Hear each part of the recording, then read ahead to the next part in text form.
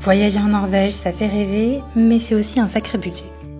Moi c'est Cindy, j'ai troqué mon quotidien pour 20 jours sur les routes de Norvège et chaque jour, je t'emmène avec moi dans cette parenthèse hors du temps. Après 10 jours sur la route, on a décidé de faire le point côté dépenses. Et clairement, c'est pas un mythe, la Norvège fait pas de cadeaux. Évidemment, il y a le coût de la location du van. Le nôtre, c'est un road surfer et ça coûte à peu près 4 000 € pour un peu plus de 20 jours de location.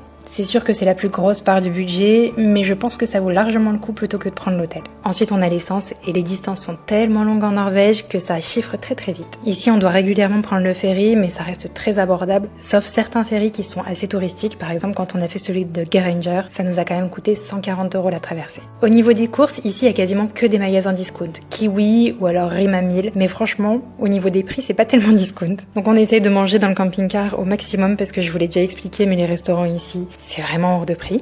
Et quand on va au camping, généralement, c'est dans les 50 € à peu près, mais il faut savoir que tout est en supplément. La lessive, le sèche-linge et même la douche qui est chronométrée à 5 minutes en général. Et pour vous donner un ordre d'idée, après 10 jours de séjour, en n'ayant fait que 2 restaurants et 3 campings, on est déjà à 1 800 €.